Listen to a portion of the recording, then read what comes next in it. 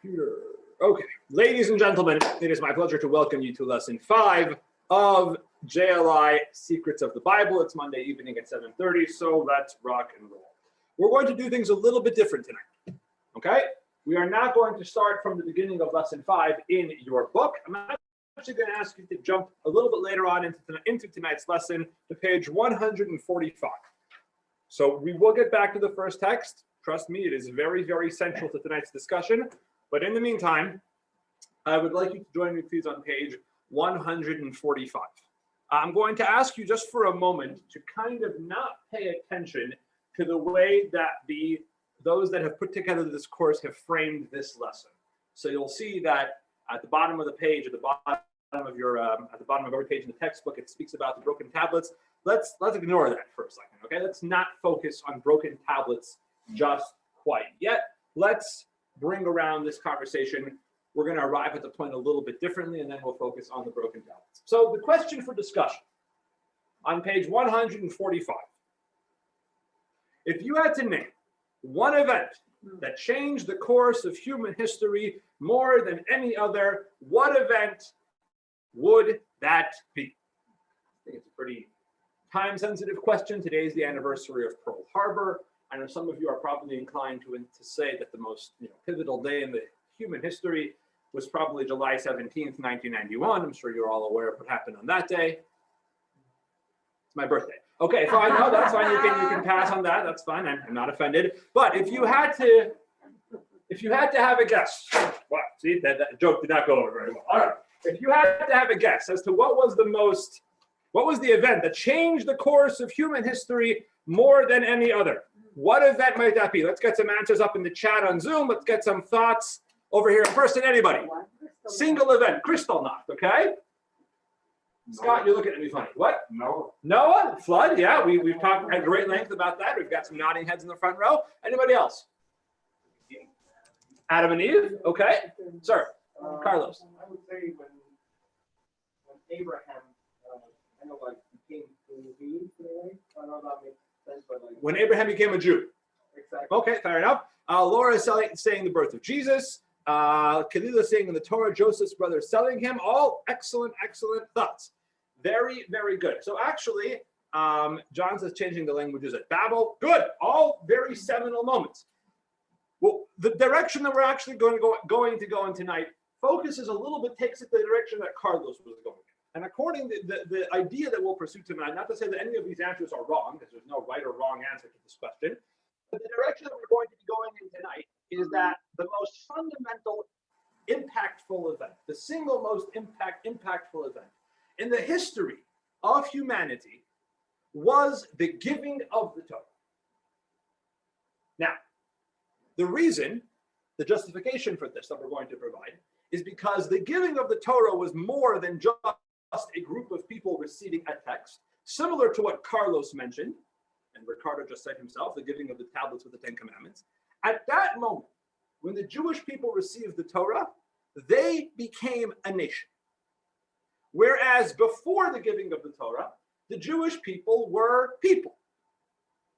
They had started as one family. When the Jewish people went down to Egypt, that we talked about last week, there were just 70 people.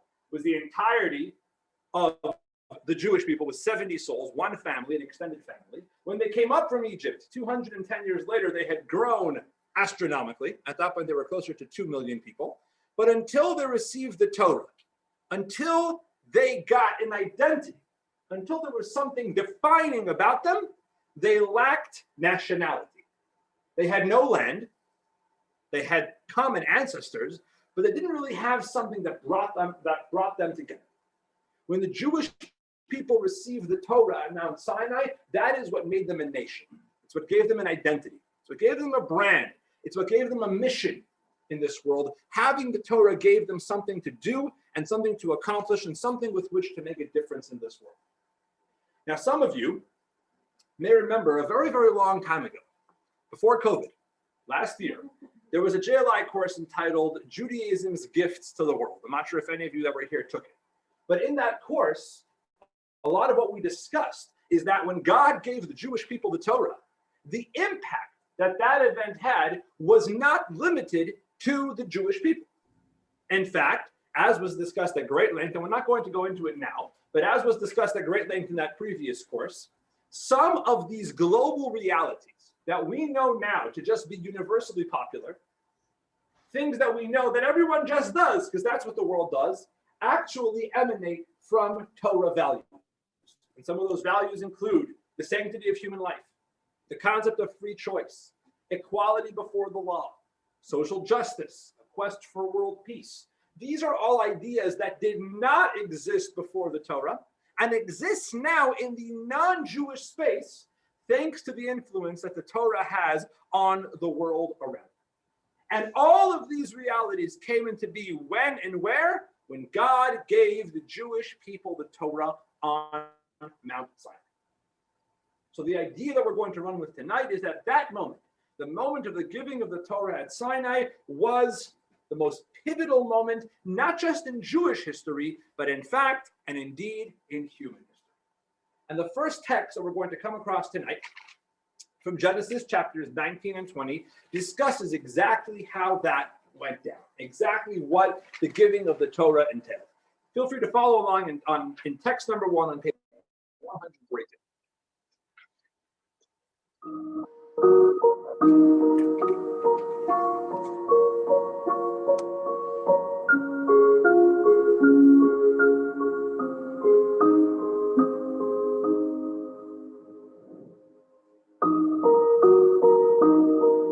In the 3rd month of the children of Israel's exodus from the land of Egypt, on this day they arrived in the Sinai desert, and Israel encamped there, opposite the mountain.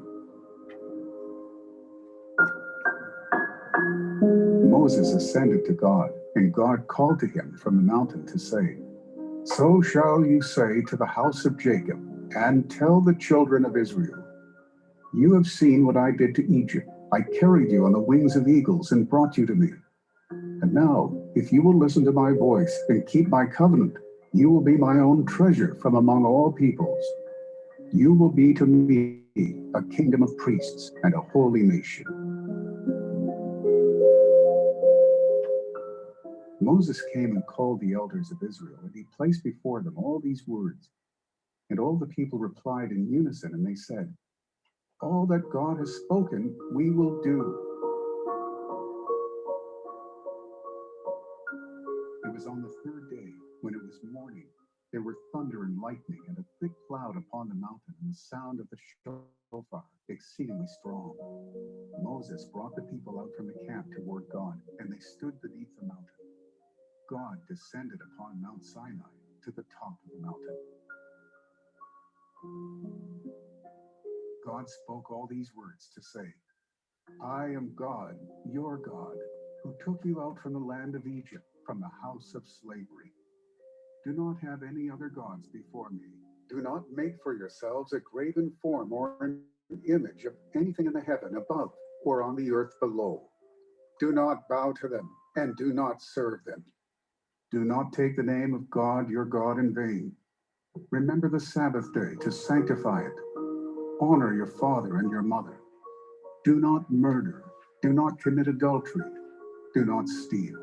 Do not bear false witness against your fellow. Do not covet anything that is your fellow's." And all the people saw the sounds of the torches, and the sound of the shofar, and the smoking mountain. And the people saw and trembled, and they stood from afar. And to Moses he said, "Come up to God." Moses entered within the cloud, and he ascended the mountain. And Moses was on the mountain 40 days and 40 nights. And when he had finished speaking with him on Mount Sinai, he gave to Moses the 2 tablets of the testament, tablets of stone inscribed by the finger of God.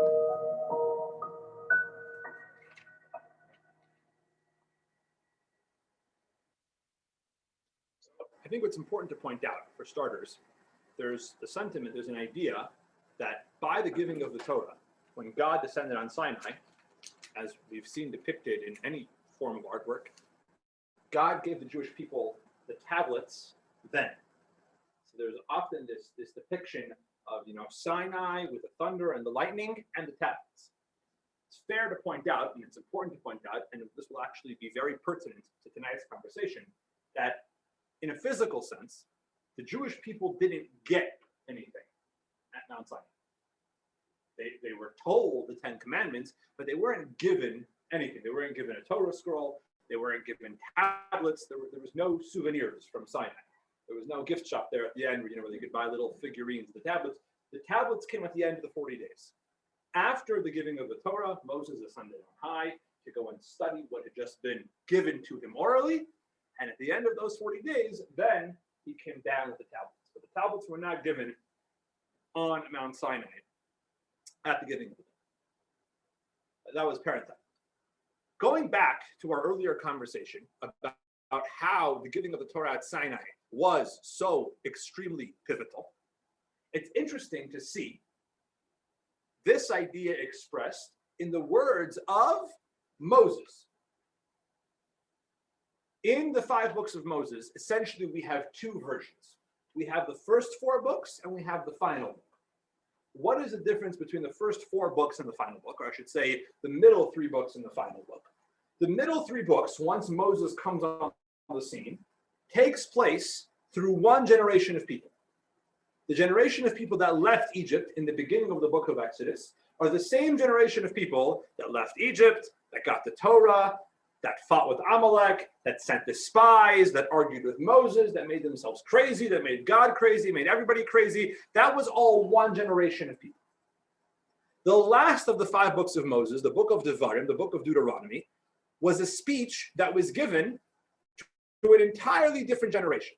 God determined that the generation that left Egypt and went through all of these experiences in the desert should die in the desert for a number of sins, and their children would be the ones to inherit the land.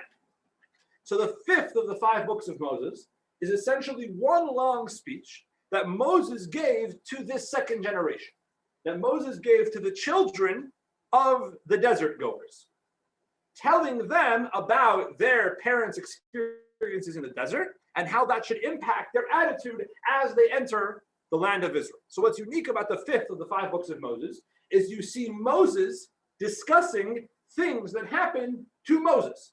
You see Moses telling over to this next generation of Jews about the experiences that their parents and grandparents had gone through.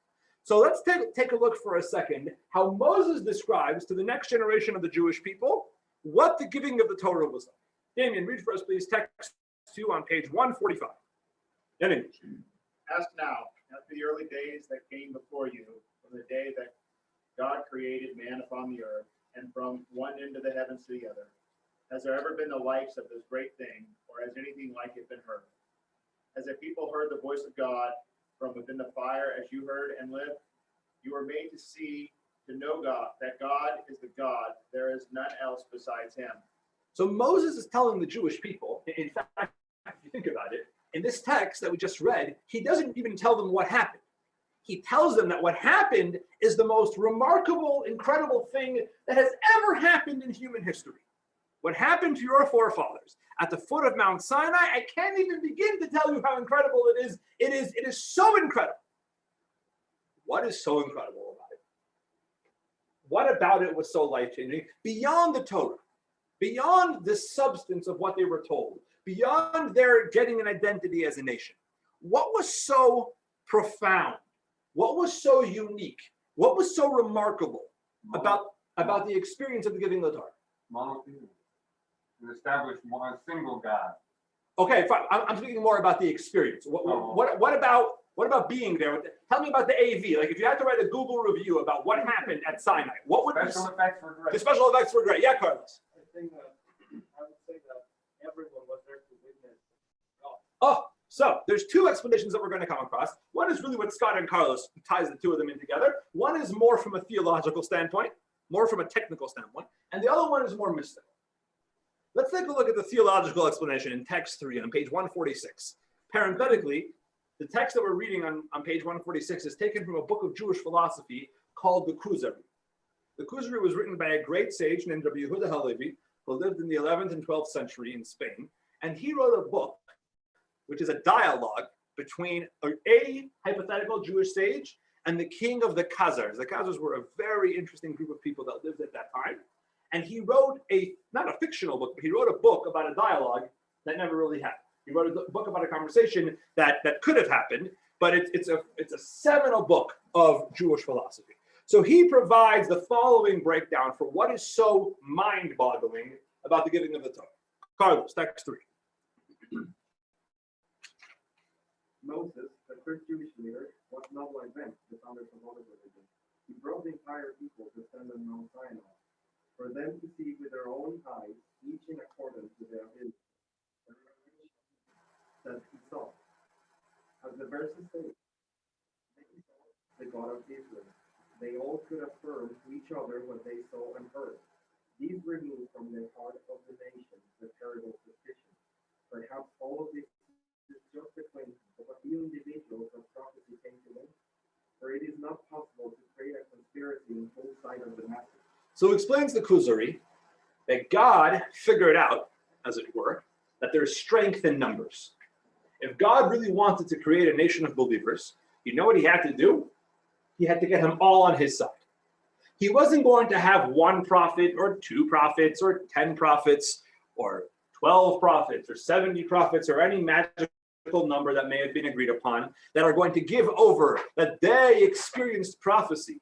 And they are asking everybody else to trust them about the prophecy that they experienced. God said, no. We are going to let everyone have a bite at the apple equally, and we are going to allow 3 million people, 3 million people, according to tradition, that's how many Jews there were at the time of the giving of the Torah, 3 million people to together experience prophecy. And not just prophecy, but to experience an actual revelation and manifestation of God. So it explains the Kuzari from a theological level. Why was the revelation at Sinai so incredible? Because the Almighty God revealed himself to everybody. The way Moses understood revelation at Sinai was the same way a child understood revelation at Sinai. Every Jew who stood there at the foot of the mountain experienced divine revelation equally. And that is unique. That is how God started a people. By putting everybody on equal footing, by giving them all this joint experience of divine revelation. Fair enough? It's a pretty good idea, right? No one has to sell anybody else on this experience. This becomes part of the tradition. I know that somehow, I couldn't tell you how it goes all the way up, but my Zaidi and my Bubby, many generations ago, stood at Sinai. They were there just like Moses was. And just like the grandparents of all of us in this room, they all stood there equally. There was never a buy-in. There was never a phase where I said, well, my grandfather, later on in life, he decided to join this Judaism thing because someone convinced him to do it. No. I can trace back my lineage that I know someone, I don't know someone, but someone in my family tree stood at the foot of Sinai. That's the theological reason. Along come the mystics and provide another fundamental reason why Sinai was so life-changing.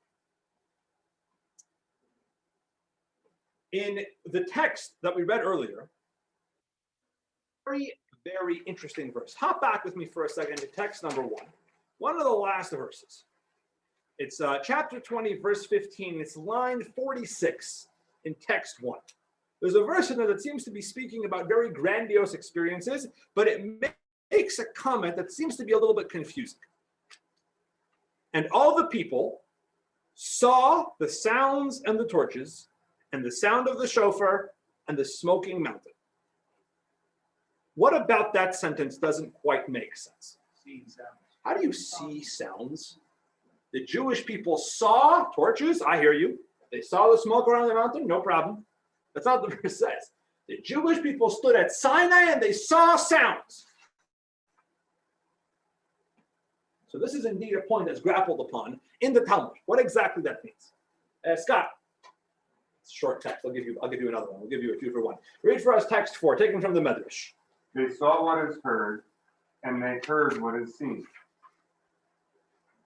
Sounds like it was a real party. They were seeing what is heard, and they're hearing what is seen. What quite does that mean? What does it mean to hear what is seen and see what's heard, or seeing sounds and hearing the visual effects. What exactly is going on? Explains Jewish mysticism that we have two different senses that we use to experience the outside world: seeing and hearing. Which one of those gives us a more profound experience? To put it in the terms of the way the book takes a look at it, take a look on page 148, the question for discussion. Which is better, the movie or the book? What are the differences between seeing something, hearing, understanding? Any thoughts? What is the difference between seeing something and understanding something? Yes, sir. Different people learn differently. Sure. So God was appealing to different learners. To the visual ones and the auditory ones. Right. Okay, fair enough. Fair enough. Yes, David. Like the saying goes, seeing is believing. Seeing is believing. So what is hearing then? Hard. Hearing is hard. Okay, so are there any comments from the Zoomers in this conversation? Let's open up the chat. Hearing is hard. What is that? What? Okay. Yes, Ernie. Hearing, we have hearsay, but we don't have see-say. What is, explain that If one. I hear something, it could be from anywhere, but if I see it, it's real. Oh, okay. That's kind of a cultural bias. So if I understand correctly what you're saying, Ernie makes the point that hearing is hearsay, whereas seeing is pretty definitive. So it sounds like what you're saying, and whoever said seeing is believing, that there is an advantage in seeing over hearing. Legally, Legal. Fair enough. Let me ask you this. Jim, I see your points. I want to get back to those in a second. Let me put it this way. What is the most ridiculous thing you have ever seen? And let me explain my question. What is something you have seen with your own two eyes that were you not to have seen it, you would never believe that such a thing exists? Falling of the Twin Towers on 9/11. Okay. Good. What else? Anybody else? Magic tricks. Okay. Okay. What? Magic tricks, optical illusions. Let me try it this way.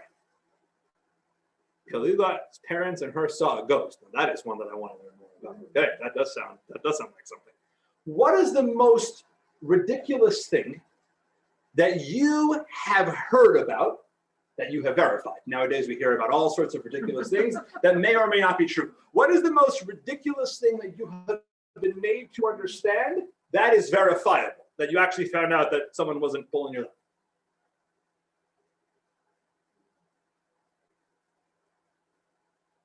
So I'm going to take a page out of Scott's book. You know what I'm going to say?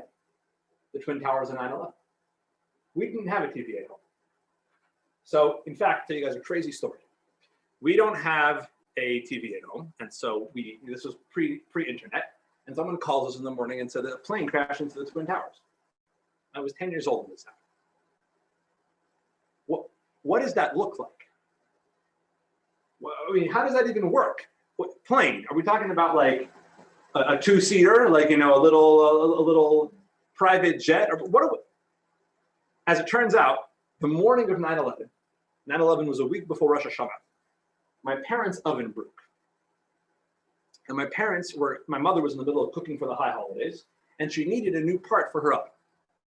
The problem was that on 9/11, all the planes were grounded. And so you couldn't get something from out of state.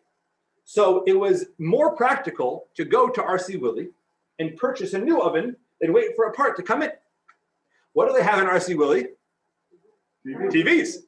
So I went to RC Willey on the afternoon of September 12th, and boom, that's what it looks like. Oh my God. I had no idea what to visualize. You know, you hear that a plane hit the towers and people are running and crazy things are happening, but then you see it and you're thinking, oh my goodness, it was a big plane. And it goes up in smoke and the fireball and everything which was involved in those images of 9/11. I heard it, I believed it, I understood it to the best of my 10-year-old ability, but seeing it brought it to an entirely different level of perception. There's an interesting historical observation The most unpopular war, military operation, battle that the United States has ever been in is Vietnam. Does anybody know why? It's on TV. It was on TV. Vietnam was the first time that Americans sitting in their living rooms at home were seeing images brought back from the battlefield in real time. World War II, our troops are off fighting against the fascists. God bless them. What does that look like? What are they engaged in? What are we doing? What are we putting our young men and women through? I don't know. They're off there in Europe. They're storming beaches in Normandy. It's D-Day. They're saving the world. I don't know what it looks like. I don't want to know what it looks like. They're there and I'm here and it's fine. Along came Vietnam. And every night when you're sitting in your couch in hometown USA, trying to enjoy the evening news, not worrying about atrocities that are being committed halfway around the world, those images are being brought to your living room couch. That is a fast way to lose public approval for something like that. And so, as we know throughout humanity's history, seeing something has a way of driving a point home far more than hearing it. What we're going to talk about now for a second are the advantages, and we're going to break this down into three specific points, the three particular advantages in seeing over hearing. Number one, as we talked about earlier, it's a first-hand experience. When we see something, as Arnie put it so well, we see the thing in its very objective form. We see it as it is exactly. When we hear something, we're immediately attaching our own perception, our own understanding, our own figments of our imagination to the thing. When we see something, we connect to it with a first-hand experience. That is the matter itself beyond what we perceive about it. Second of all, again, as already said, so well from a legal standpoint, obviously, even if we had the ability to hear about something in its original form without attaching our own understanding to it, yet seeing something is far more convincing. Because as much as you could try and explain and elaborate to me about something wild, something interesting, something fascinating, and you communicate to me the matter exactly as it is, when I see it, I will be far more convinced as to exactly what that is than I would have been if you're just telling me about it. As human beings, as physical human beings, as flesh and blood human beings, we have the ability to connect to something which is in our realm. By definition, the difference between seeing and hearing, we can only see things that are physical. We talked about this 2 weeks ago. We can't see thoughts. We can't see ideas. We can't see feelings. We can't see sentiments. We can see flesh and blood. We can see hardcore things, things that you can touch with a hand. We can hear all sorts of experiences. We can hear all sorts of realities and emotional things and intellectual things. All these things can be heard because they're on a different plane than we are. They exist in a sort of spiritual realm. Seeing makes something physically real because it is part of our reality system. It's part of the physical, hardcore world that we exist in and we live in as human beings. Yes, sir. Talking about words, not hearing. When I hear a car crash, that's pretty direct. Sure. I'm not seeing it. Absolutely. So again, the words are what have these deficiencies. Correct. So there are things that we can hear that can make things real for us in a certain sense, even more than seeing. If I'm downstairs and I hear my baby crying upstairs, I know the distress that he's in, even though I can't see it. So obviously hearing things does have a certain reality, but I think the point of the last item on our list is that because hearing has the ability to convey non-physical experiences, as a result of that, it does exist in a different reality than seeing, which is just limited to things that exist in the same plane that we do. So yes, we can hear a car crash even if we don't see it, and our minds can start putting together what happened outside based on what we're hearing, but usually or oftentimes, hearing is a vessel to convey things that we can't have that same sort of connection. Okay? With that in mind, let's go back to Sinai, where we talked about seeing what is heard and hearing what is seen. Scott, text 5. This is what the giving of the Torah achieved, that, quote, they saw what is heard and they heard what is seen, unquote. That which is ordinarily heard, i.e., spirituality and godliness, which can only be perceived through hearing. The people of Israel perceived with the certainty and tangibility of sight. They saw godliness. On the other hand, material things, which are ordinarily seen, they now heard. The materiality of the world was like something that is perceived by hearing or by logical deduction.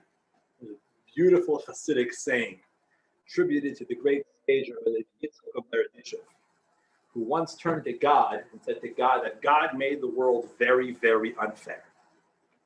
How so? Very Unfair. unfair. He says to Rabbi Yitzchak, explain that God took temptation, the world, sin, all the things that we struggled with, and he put them here in this world before our eyes. And then he took the concepts of punishment and reward, hell and heaven, doing the right thing and doing the wrong thing. And you know where he put those? In a book.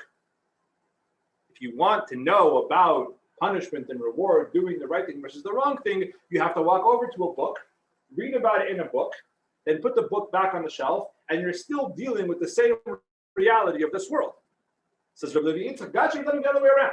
God should have allowed us to see the spiritual magnitude of our choices. He should have allowed us to see heaven and hell before our eyes, and he should have put the temptations of this world in a book. So if we ever want to be tempted, we'll walk over to the shelf, pull out a book, read about temptation, put it away, and see what that temptation will do to us. So in a similar vein, the Rebbe explains that this is what is being referred to as this whole seeing what is heard and hearing what is seen phenomenon. For us, flesh and blood, what do we see? What is real to us? Real to us is the human experience. Living as a flesh and blood mortal in this world with all of the challenges and struggles contained therein. What is heard? What exists on a more abstract plane? Godliness, spirituality. The biggest believer in this world could not convince you that God to them is more real than this world. Because they've never seen God. They have experienced God, they've felt God, they've understood God, but they've never seen God as they see the world before them. With one exception, Sinai. When the Jewish people stood at the foot of Sinai, godliness was reality. They saw godliness. They experienced godliness firsthand. Godliness, the presence of God, was the most real, tangible thing in the world. And everything else which is ordinarily seen to them, was heard at that point. It existed in a different space, in a different plane. It wasn't in the same realm as they were. So this is the second explanation as to why the revelation at Sinai was so profound, is because the revelation at Sinai made real the truth of God. And I love the way they express it. The truth of God is always true, but the truth of God doesn't always feel real. It feels real when you can see God. And that happened at Sinai. So these are the two explanations given. From a theological standpoint, everyone was present. Everyone had the ability to tap into it equally. And from a spiritual, mystical standpoint, it made real the truth of God in a way that flipped the human senses for the only time in history, where God became tangible reality and worldly matters, physical matters, got pushed up. At the end of text 1, we read that after the Jewish people received the Torah at Sinai, Moses went up on the mountain and he spent 40 days to receive the tablets from God Almighty himself. What happens shortly after that may surprise you just a little bit.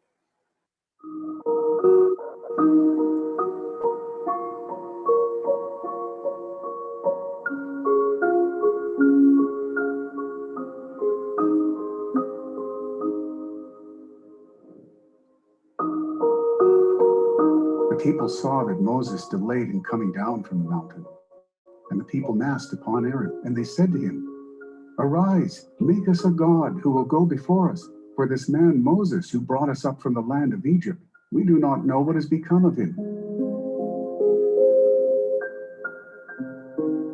Aaron said to them, "Remove the golden rings that are on the ears of your wives, your sons and your daughters, and bring them to me." He took them from their hand, and he formed it with a graving tool, and he made it into a molten calf. And they said, "This is your God, O Israel, who brought you up from the land of Egypt." They arose early in the morrow, and they offered up burnt offerings, and brought peace offerings. The people sat down to eat and to drink, and they got up to make merry. Moses turned and went down from the mountain, and the 2 tablets of the testament were in his hand. The tablets were the handiwork of God, and the writing was the writing of God, engraved on the tablets. And it was when he drew closer to the camp and he saw the calf and the dances, Moses' anger was kindled, and he threw the tablets from his hands, and he broke them beneath the mountain.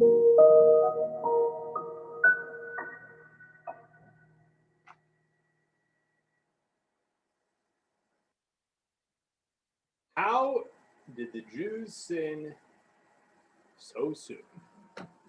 The great revelation at Sinai.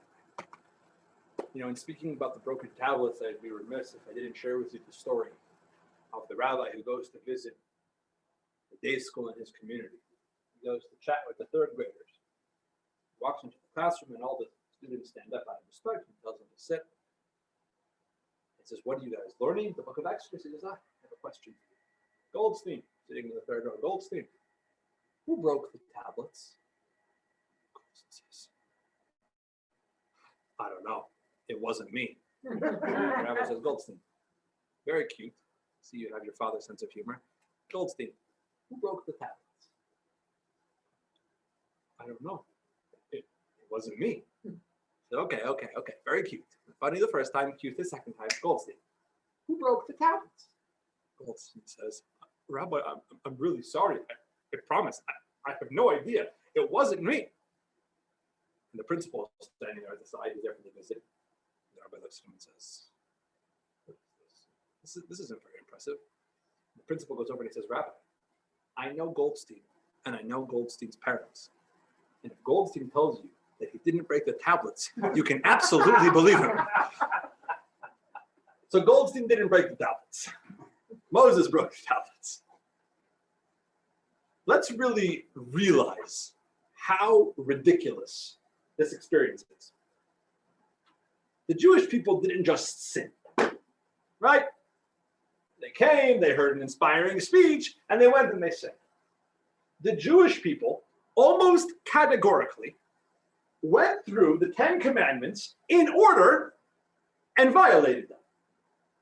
Now, it's important to point out, what do the Jewish people hear at Sinai? They stood at Sinai, they had this incredible experience where they're hearing what is seen and seeing what is heard that we talked about. They heard a few things from God. What did they hear? They heard the 10 Commandments. What are the 10 Commandments? Well, let's take a look. Page 143, line 31.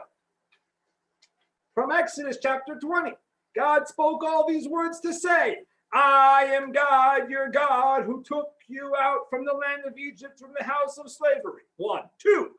Do not have any other gods before me. 3. Do not make for yourselves a graven form or an image of anything in the heaven above or on the earth below. Are you kidding me? You want to tell me that 40 days after the divine revelation at Sinai, one of the Jews forgot to put on tefillin that morning, or maybe only gave 9% to charity instead of tithing, or I don't know, maybe turned on his phone on Shabbat? Okay, it happens, we're human. The Jewish people literally took the 10 Commandments and took an axe to them, one after the other. A cow, they're making golden calves, and they're denying God's existence, and they're believing in other gods. What went wrong? How do you go from this incredible divine revelation, unmatched in its kind, as we spent a lot of time talking about, straight into literally just going through the 10 commandments one by one and violating those specific commandments. Along come the commentators and point out that there's a theme running along over here. Something very, very peculiar about the behavior of the Jewish people that might sound familiar to some of us that took this course. Take a look on page 150. What other biblical story does the story of the broken tablets remind you of? Yes, Phyllis. Adam and Eve. Why? Because they couldn't even make it to Shabbat, which you said was 2 hours. 3 hours. God gave Adam and Eve one instruction. One instruction. Do not eat from the tree of knowledge. For 3 hours, I beg you. 3 hours, don't eat from one tree. You are literally in the Garden of Eden. You have every tree around you full of every delicacy. Don't eat from that one. And in 3 hours, you know what Adam and Eve did? They ate from that one tree. Adam and Eve are placed into this world with a very, very specific mission. Don't do that for a couple hours. If you don't do that, the world will live in utopia forever. If you do that, the world is going to live in a very non-utopian phase. Let's just put it mildly. So was Aaron the snake? So Aaron, it's interesting because they make a point over here to point out, in the context of the verses which they shared in the video, Aaron looks really poor. And Aaron's role in the golden calf is one for a much longer discussion, not one that we're going to have tonight.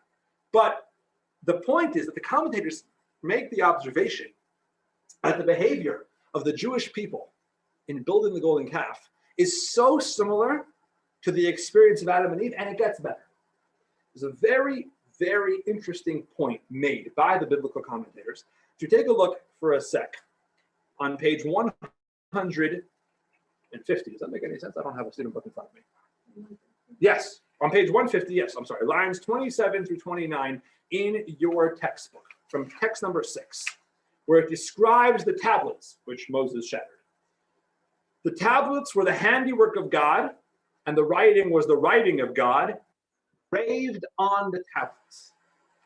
Commentators point out the Hebrew word for engraved, charut, spelled in Hebrew, chet, resh, vav, ta, is the same 4 Hebrew letters with just different vowels, and remember, vowels don't exist in the Torah scroll, as the Hebrew word for cherut, liberation. In fact, commentators point out, the Medrash points out, that the giving of the Torah was meant to be an experience of liberation. Liberation for who? Sue? Text 7. This is the meaning of what is written. I said you are divine, and that supernal beings you are all. Indeed, like Adam, you will die. Had the people of Israel waited for Moses and not done that deed, neither Galut, the exiles of the Jewish people, nor the angel of death would have had any power over them. Thus it is written, the writing was the writing of God, Harut, engraved on the tablets. What is the meaning of Harut? Herut, freedom from exile, and Herut from the angel of death. When the people of Israel proclaimed, all that God has spoken we will do and we will hear, God said, I commanded one mitzvah to Adam for him to fulfill, and I likened him to the ministering angels. This people who will fulfill 613 mitzvot, is it not fitting that they should live and exist forever? But when they proclaimed, this is your God, O Israel, they became mortal. Said God, you followed in the ways of Adam, the first man, who did not hold out for 3 hours. And on the 9th hour of that day, death was decreed on him. I said you are divine, but because you followed in Adam's path, indeed, like Adam, you will die. Explains the Medrash that what happened when the Jewish people sinned with the golden calf was on a national level exactly what happened to Adam and Eve in the Garden of Eden. God had intended that giving the Jewish people the Torah at Sinai would be the rectification of everything that had gone wrong in the Garden of Eden. God was now identifying his chosen people. He was giving them a book which would guide them in this world. They were going to live in this world and do this mission and live this godly reality, and they would be freed from everything, freed from struggle, freed from exile, even freed from the angel of death. The spiritual state of the world by the giving of the first tablets was like the Garden of Eden. It ushered into the world this utopian era, as we discussed in Lesson 1, that existed in the Garden of Eden. What was the undoing of that utopia? Well, in the Garden of Eden, it was eating from the tree of knowledge. And in the case of the Jewish people, on a national level, it was the golden calf. And ultimately, what does that lead to? Well, as we learned about in the micro, it leads to the expulsion from Eden and the responsibility to deal with all of the side effects of living in this world. And on a national level, the breaking of the tablets was the national equivalent of the expulsion from Eden. So Moses breaks the tablets. The Jewish people are expelled from Eden. They're going to be put back into exile, and they're going to have death and all of the human experiences. What does God decide to do? What does God decide to do? God decides to give the Jewish people a second set of tablets. Now, the second set of tablets, spoiler alert, they endured. They were never broken. However, we live in a world where death and exile and challenges and persecution are still quite a bit part of the human experience. So clearly, the giving of the second tablets was not wiping clean the damage of the shattering of the first tablets. God intended for the second set of tablets to be done a little bit different. Let's see this idea expressed specifically in the words of the verse.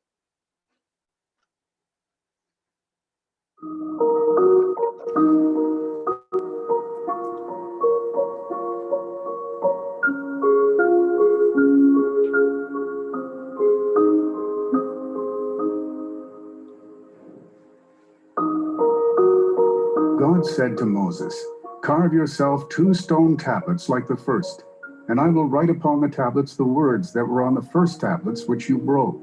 He carved 2 stone tablets like the first, and Moses rose early in the morning, and he ascended Mount Sinai, as God had commanded him, and he took in his hand 2 stone tablets.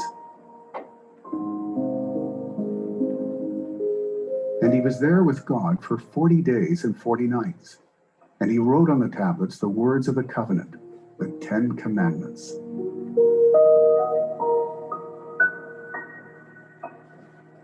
So, the good news is we're getting tablets.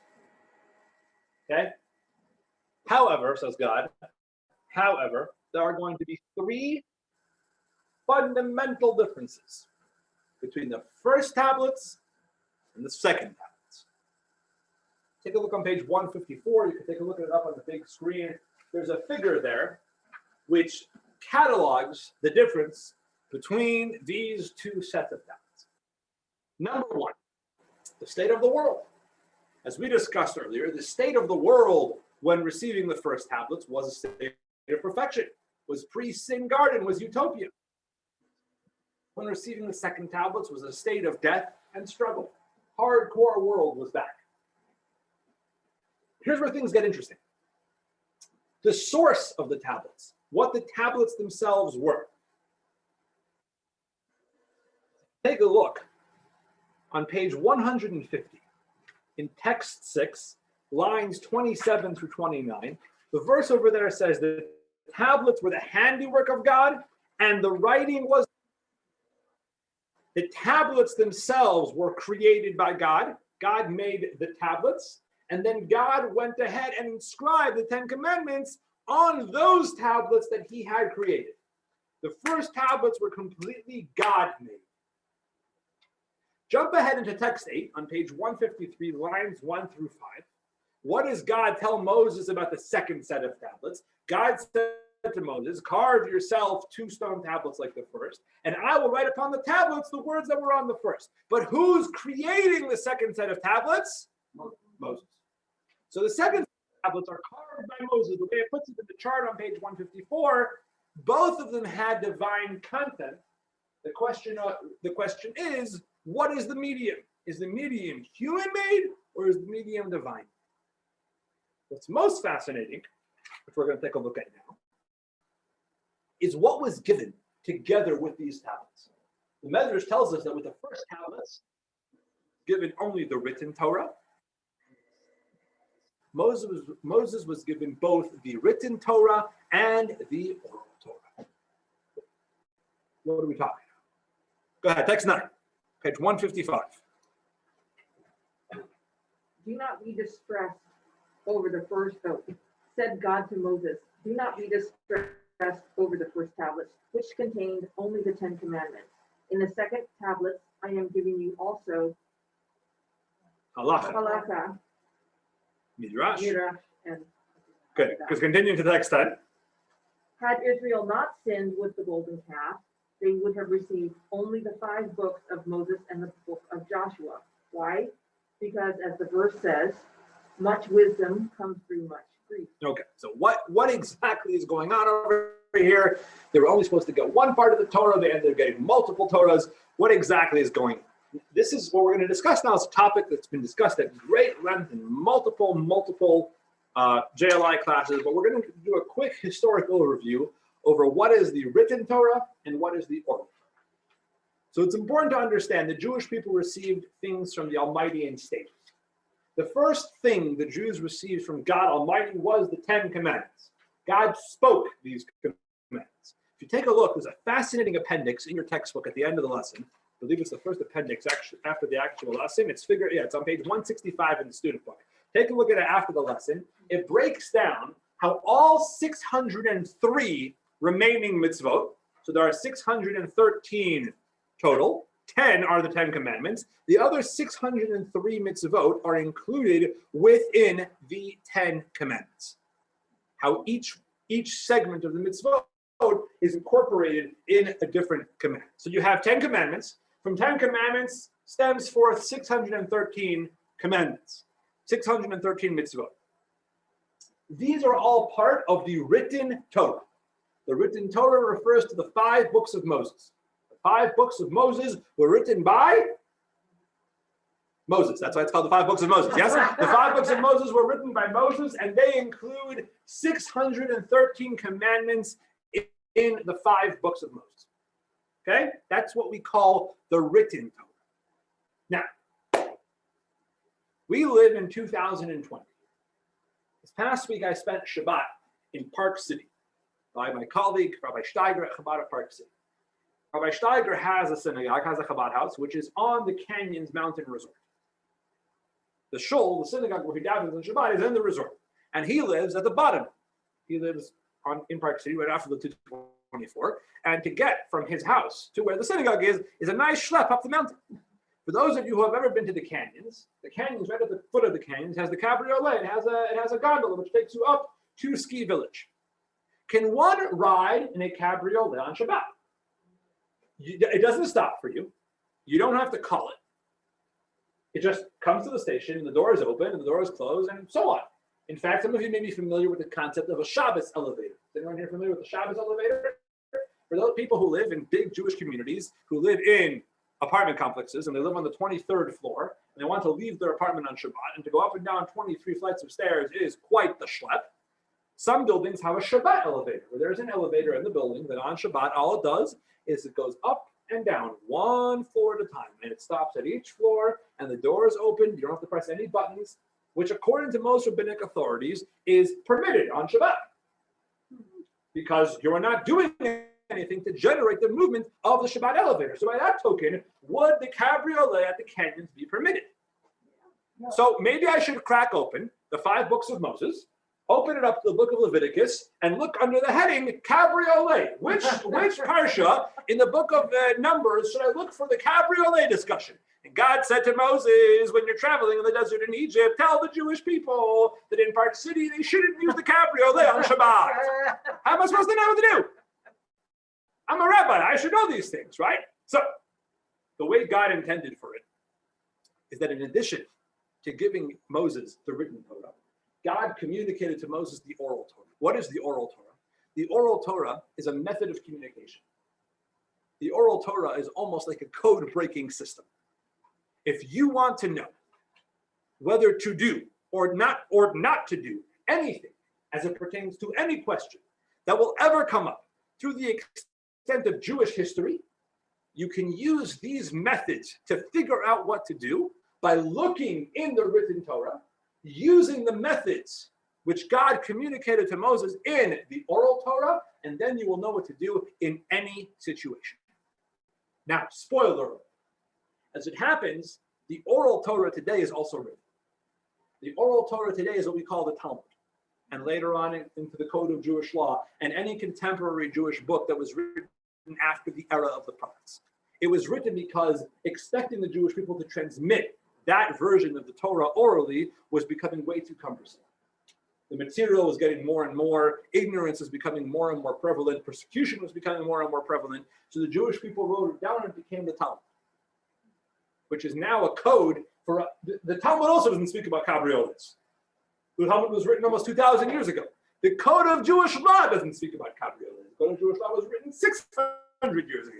How does one figure out what to do with a cabriolet? They take the method that are taught to us in the Talmud and the Code of Jewish Law, and we use that to figure out what to do in modern day situations.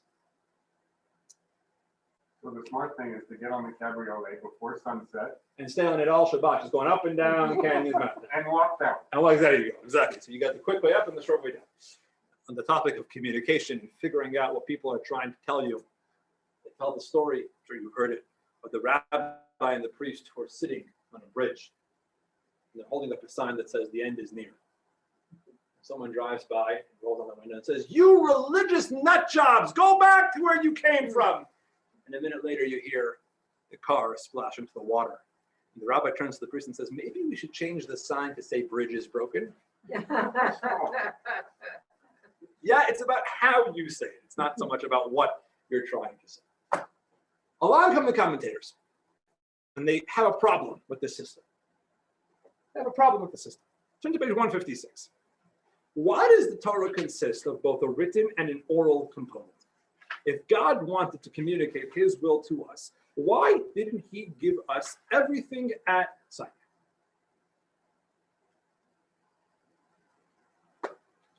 Fair enough question.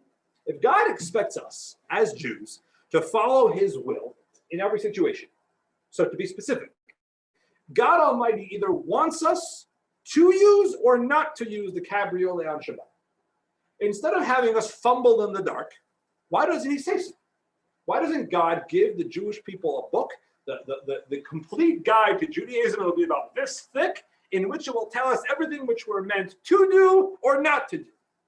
Why does he create a system for us to wander around, limited mortal beings, trying to figure out what it is that he wants? Because he figured we're smart enough to do it. Actually, in the original plan of things, he had no intention of leaving us to figure it out on our own. As we read earlier in text 9, God said to Moses, originally, in the first tablets world, I only planned to give you the 10 Commandments, and that was it. Maybe the 5 books of Moses and Joshua too. But in a certain vision of God's world, that was all he was going to give us. Written Torah. He was going to write us a manual of what to do, and we'd be good to go, and we would never wonder and never have any questions and never have any doubts. Everything would be clear.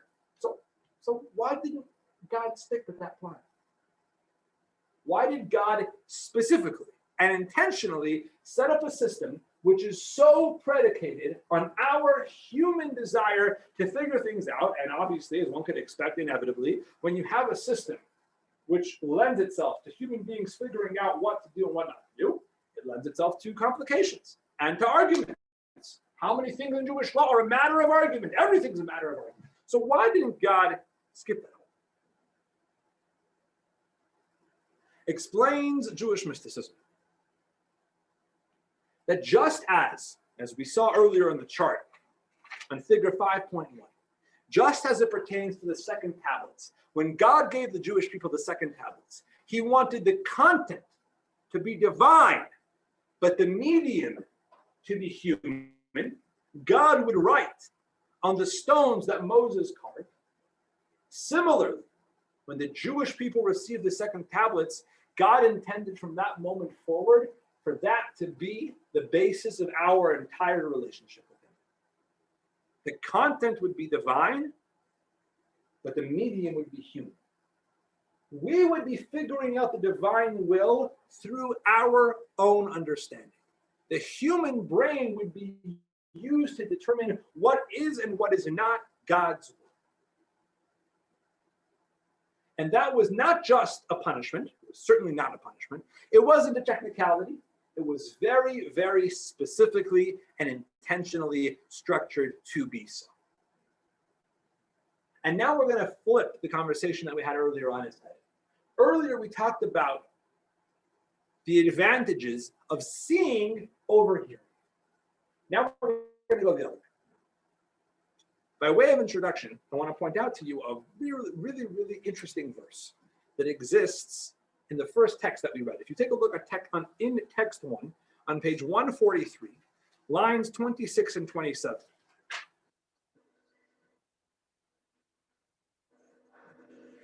Stood at Mount Sinai. It says Moses brought the people out from the camp toward God, and they stood themselves beneath the mountain. Beneath doesn't really jive. She said they stood at the foot of the mountain. They stood at the bottom of the mountain. What does it mean they stood beneath the mountain? Ernie, read for us text 11. This teaches us that God overturned the mountain over them like a cat. Said to them, if you accept the Torah, fine. If not, there shall be your burial. God threatened the Jewish people. At Mount Sinai, the Jewish people were literally standing under the mountain. God picked up the mountain and waved it over their heads and said, hey guys, here's how this is going to work. If you want the Torah, great, I'll put this back down. And if you don't want the Torah, I will also put this back down on top of you. Those are the deals. That's the terms. Ask the commentators, is that so? Don't we know? Hasn't it been said that the Jewish people accepted the Torah with such joy and gladness and excitement and enthusiasm?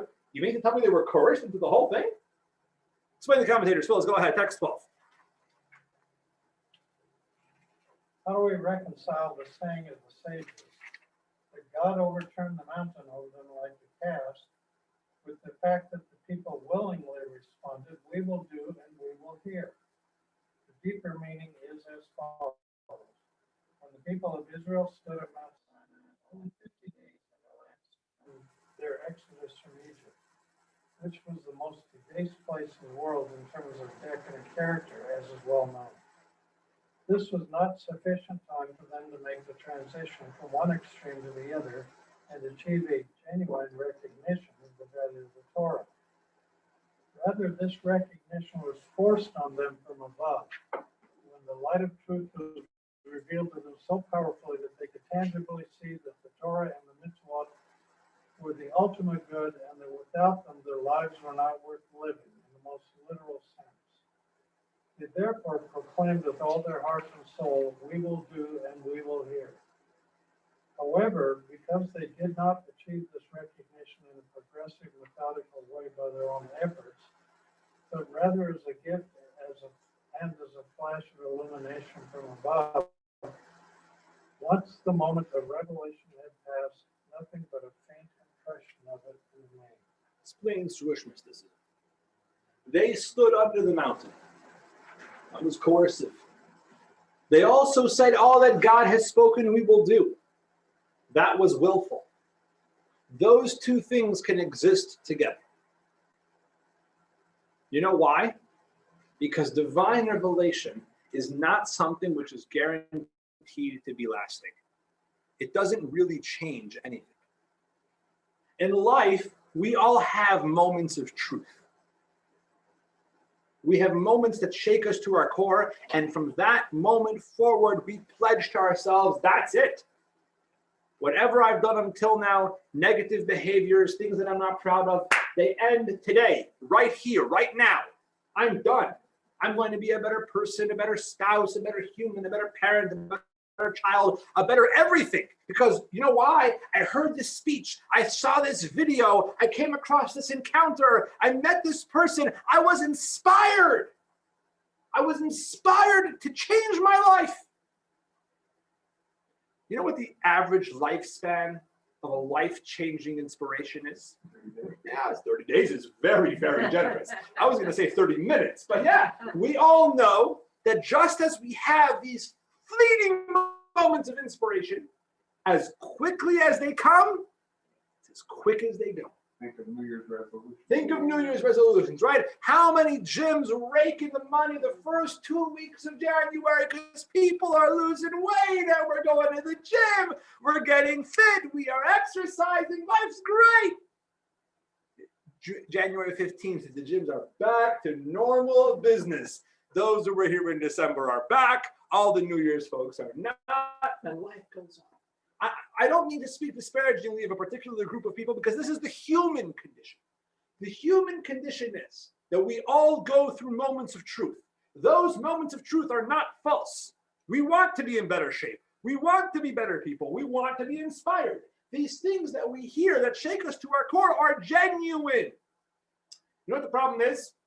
It's a mountain that's being waved over our heads. So we go along with something. We even go along with it willfully.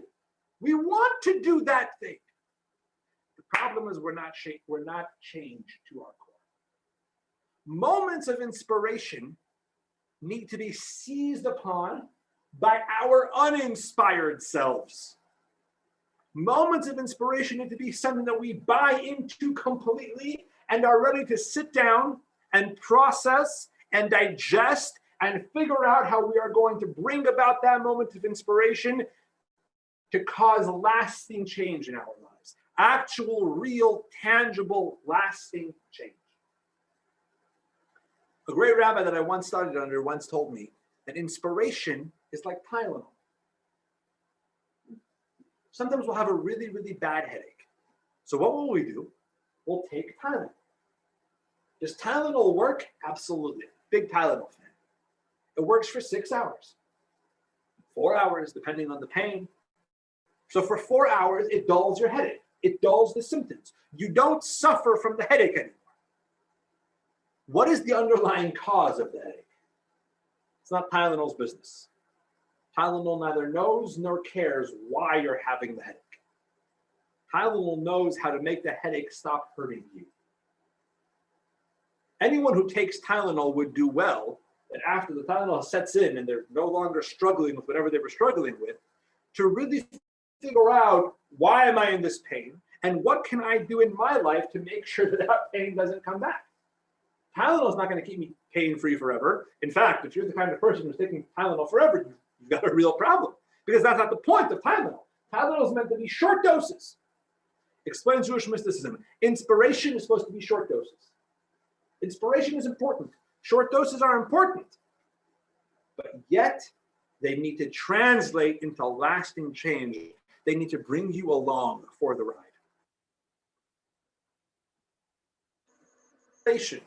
What the Jewish people went through at Sinai, the incredible divine revelation that we spent 30 minutes discussing, ultimately, as incredible as it was fleeting. It was temporary inspiration. It is only human development, our mortal being, us flesh and bloods, us limited humans, that can bring about permanent transformation.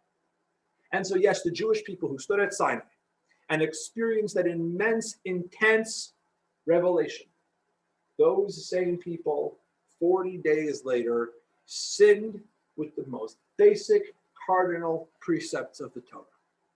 Because what they went through at Sinai had totally worn off. Totally and completely worn off. With that in mind, let's revisit the conversation that we had earlier about seeing and hearing. We talked a lot about seeing, the advantages of seeing. While we were having a conversation in the chat on Zoom, Jim, our friend Jim, said something fascinating. And he said the following, and I want to quote it. He said, seeing is passive, understanding is active. And Jim, I literally could not have said it better myself, the way the direction that that's taking. When it comes to hearing and understanding something. So as we talked about earlier, when we see something, we see that matter objectively. We see the item for exactly what it is, with all of its characteristics. When it comes to hearing and understanding, we're understanding things subjectively. If I were to announce in this room, a plane flew into the Twin Towers. At that moment, all of you would imagine something different. All of you would begin to picture what that looks like, and it would look vastly different in the minds and eyes and opinions and imaginations of every person in this room, because you're processing the information subjectively. Whereas if I held up a TV screen over here and said, guys, look, a plane flew into the Twin Towers, the image would be the same in everyone's mind, because you saw the image objectively. However, as our friend Jim said, at the same time, when you see something, that item takes you over. That item doesn't care much how you're processing it, at what speed you're processing it, at what speed you're understanding it. Does it all make sense to you? It exists. I'm here. I'm the image. Take me for who I am. When we hear something, every step along the way, we are expected, we are counted on to be an active participant in understanding, in processing, in grasping, in figuring out what exactly that means. So for example, let's go back to the 9/11 example. If you walk into R.C. Willey and all you see is that fleeting image of a plane crashing into the Twin Towers, the South Tower on fire, you see a still, you're not seeing a video. At that moment, you have a million questions, none of which you're getting answers to, because the image exists on its own. It's there. What happened? Was this intentional? Who was on the plane? Are people going to be okay? What's going on? No answers. If someone were to be here and start verbalizing that information to you, sharing that information with you to the spoken word, you would begin to process. A plane flew into the Twin Towers. What kind of plane? We would ask. If we're hearing something, we're engaged in the conversation. What kind of plane? Was it a small plane? Was it a commercial jet? Was it intentional? Was it an accident? What's going on? We have a conversation. With a picture, you can't yell at the picture. The picture's there, up on the screen. That information is a lasting image. There's nothing you could do about it. You ever heard the expression, there are some things that can't be unseen? Once you see something once, you can't unsee it. I've always loved that idea, that sight sometimes is more powerful than we intended to be. There are some things that we see that we wish and prayed we had not seen. But that's it. Once you see it, it can't be unseen. It exists. It's there. You've looked at it. You can't erase it. You can't modify it. It cannot be unseen. When we hear something, when we hear of an idea, we can choose to believe it or not to believe it. We can choose to try and debunk it or not debunk it. We can process it on our own because it doesn't necessarily exist with the same strength and intensity that it does would we have seen it. Explain Jewish mysticism. This was God's paradigm shift by giving us the second tablets. God says, here's what's going to happen. What I had intended to do with the first set, going back to Utopia, I'm not doing that again. That's not happening. That's off the table. You guys botched that. I gave Adam a shot at it in a one-on-one. He messed that up. I gave you guys a shot at that on a collective level. You guys totally messed that up. We're not doing that again. We're not doing that again. Furthermore, I realized something. I realized that Sinai was profound, very powerful, life-changing, on a number of levels, as we discussed earlier, till it wasn't, till it stopped being all those things. So I want to give you guys a second set of tablets. Second set of tablets are going to be fundamentally different. They're going to be man-made for starters. Human involvement is going to be a huge, huge part of it.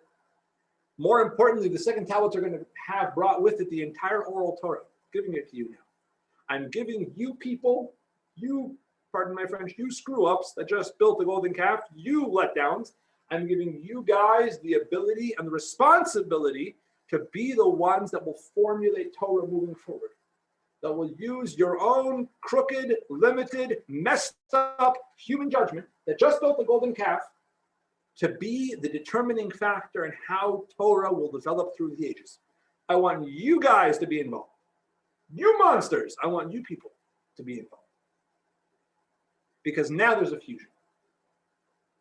Now we see these ideas coming together.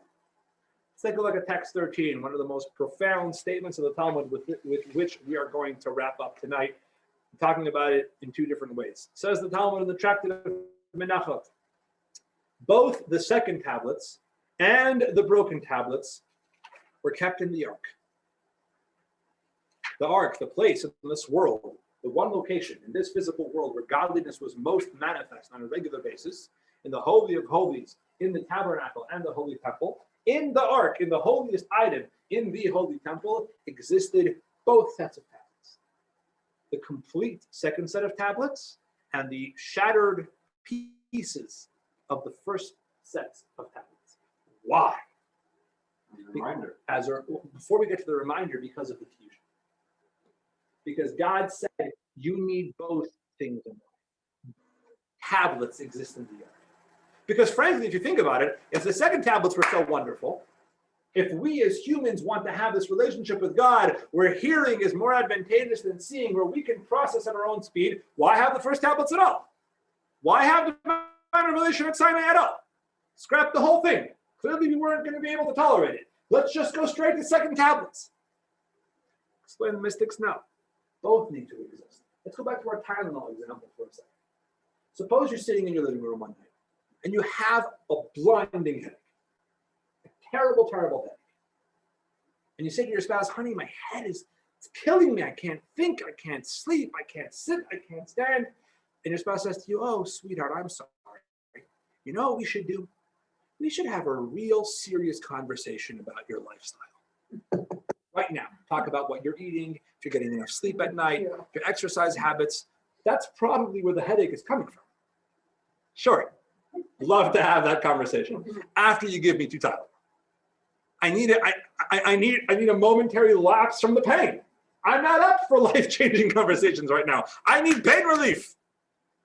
Explain the mystics. Just like in that analogy, first you need Tylenol. The Tylenol is important. The Tylenol is going to allow you to keep functioning. And then from the Tylenol, you move in to permanent transformation, to real conversations, how to make sure the headaches don't come back. The 2 tablets together form this union.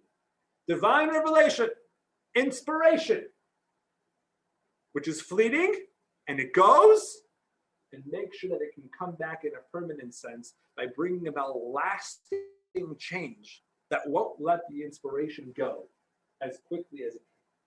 So both tablets are in the ark, the first ones and the second ones, so we can have that hybrid of inspiration which leads to real lasting change. The fusion of both parts of God's desire for his interaction with us as his people.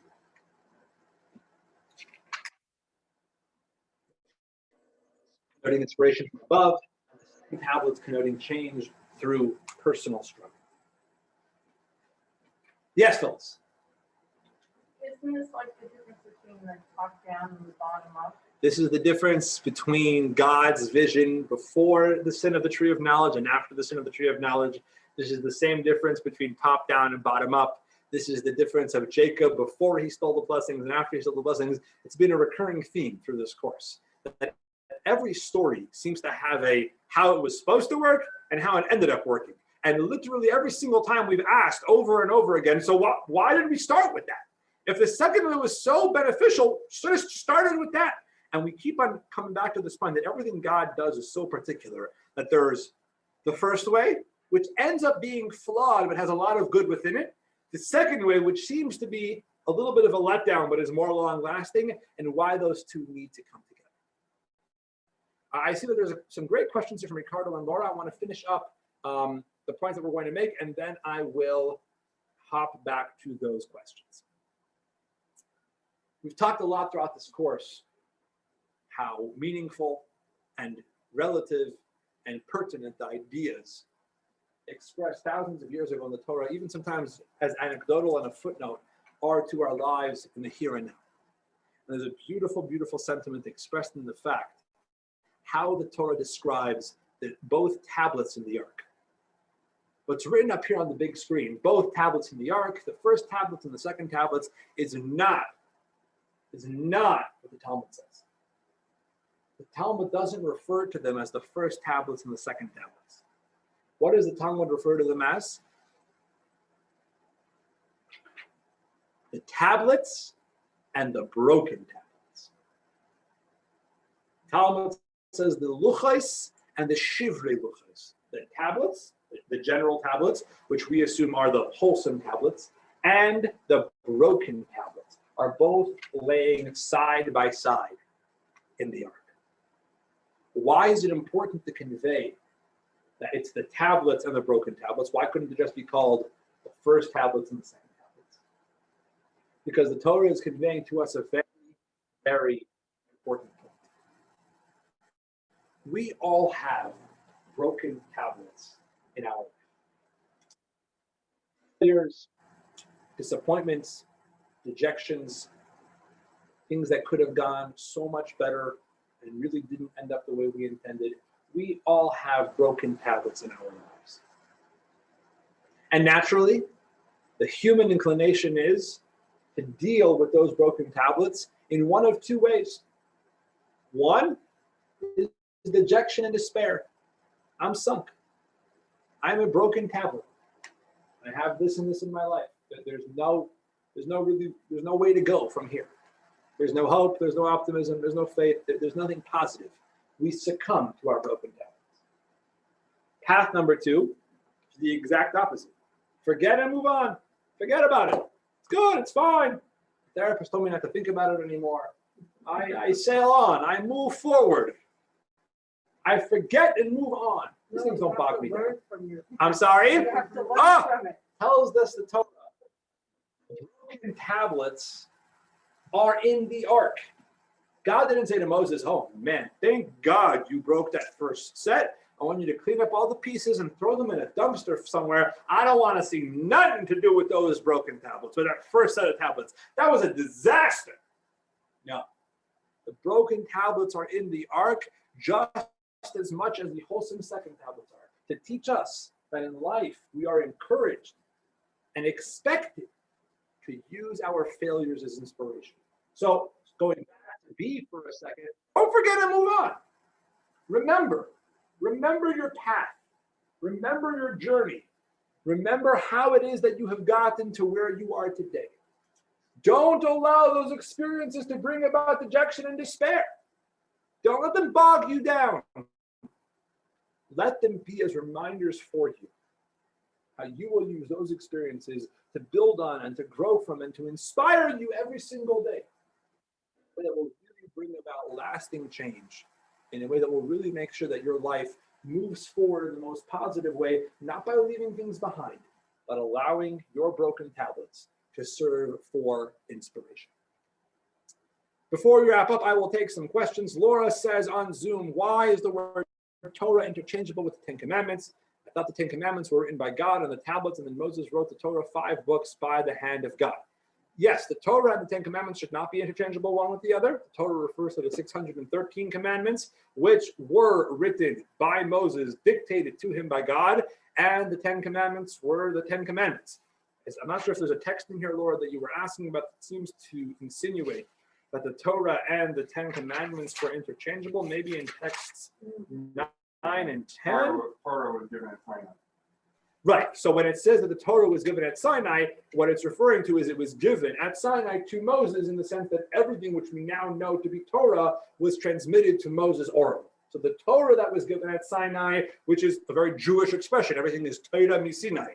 The Torah from Sinai refers to its oral version as given to Moses. As mentioned earlier, the Jewish people were told 10 commandments, and as I referenced, in those 10 commandments is included the entire Torah, albeit in code, and 40 days later they got the tablets.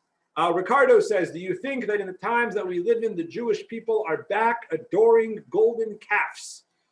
Whew. Well, I have not seen any golden calves recently put up, Ricardo, but I sadly do see people that are leaving behind the good paths and going after the follies of their hearts. So undoubtedly, that is probably, yes, contemporary golden calves. Let's wrap up tonight's key points on page 161 in your work. Lesson 5, the broken tablets. 1. The giving of the Torah at Mount Sinai, where the entire people of Israel directly experienced the most unequivocal divine revelation in history, is the foundational event of Judaism. At Sinai, we saw what is heard and heard what is seen. Godliness and spirituality, which are ordinarily apprehended secondhand or heard, were perceived with the immediacy and veracity of sight, whereas the physical world, which is ordinarily seen, was relegated to a lesser realism of something that is heard and understood. And yet, shortly thereafter, the people violated the first commandments they had heard directly from God by worshiping the golden calf, prompting Moses to break the tablets. How was this possible? 2. At the giving of the Torah, God restored for the people of Israel the state of tranquility and immortality that existed in the Garden of Eden. Worshipping the golden calf was essentially a repeat of Adam and Eve's transgression and resulted in the breakdown of this ideal state. 3. God granted the people the second tablets, but these differed from the first tablets in a number of significant ways. This time, mortality and struggle were not abolished. In the first tablets, both the content and medium were from God, whereas in the second tablets, the content was divine, but the medium was of human manufacture. The first tablets embodied only the written Torah, God's direct instructions to us. The second tablets incorporated also the oral Torah, the process by which we expound the written text and apply it to our lives, making the Torah a partnership of divine revelation and human understanding. 4. Divine revelations and miraculous experiences shake us out of our complacency and set us in the right direction, but they do not truly change us. True and lasting transformation will only come by means of a second tablets process in which we struggle to build a relationship with God. The first tablets were a seeing experience, an overwhelming revelation to which we were the passive recipients. The second tablets are a hearing experience, something that we actively create step by step with our own faculties. 5. We need both sets of tablets, as indicated by the fact that the Ark in the Holy Temple contained both. The first tablets alone cannot create anything lasting in us, but they are the foundation for everything that we achieve. 6. There are two common reactions to the failures we experience in our lives. A, despair. B, a desire to start from scratch and leave our past behind. The fact that the broken tablets were preserved in the Ark presents us with a third option: to carry these broken pieces with us, connecting with the original passion and overwhelming energies they hold, and making them the foundation for our future achievements. Alrighty, next week, lesson 6, Korach's rebellion. We're going to be learning about the first real political revolution that existed in human history, that of Korach, and how exactly that came to be, and obviously the powerful lessons that can and should be learned from that story and all of its different facets and details. Just a few housekeeping notes. Thursday night, we begin Hanukkah at the state capitol in the Upper A parking lot on the Capitol grounds. If you'd like to join us, we do request that you make a reservation. Thank God, we're actually very, very pleased with the response that we've been getting. Turnout is looking like it's going to be rather impressive. So if you do plan on joining us, please do sign up. We'd love to have you. Sunday night is the Menorah Car Parade, leaving from right here at Chabad at 5:30, going to downtown. Monday will be lesson 6 of JLI, wrapping up Secrets of the Bible. For those of you that are going to be here in person, for those of you that I can persuade to come in person, we may have some latkes, as it is the 4th night and 5th night of Hanukkah. It's a special night. And with that, we will be wrapping up Secrets of the Bible. And the next course, Journeys of the Soul, really, really interesting one, discussing all the questions you've ever wanted to know about your soul. Where does it come from? Where does it go? pre-life, post-life, afterlife, reincarnations, all the things you've ever wanted to know about your soul. We will be starting, I believe it is at the end of January of 2021, using the same in-person and Zoom simultaneous hybrid. That is that. There's a small chance, I hope not, but I might be a few minutes late next Monday night, as we have a menorah laying down in Abravanel Hall at 7. I try to get back here usually within 10 minutes afterwards. So either we'll be starting right on time, that's at least the goal, and you'll be getting an email tomorrow morning with a recording and a recap, and I will see you all next Monday. Have a very, very happy Hanukkah. Thank you.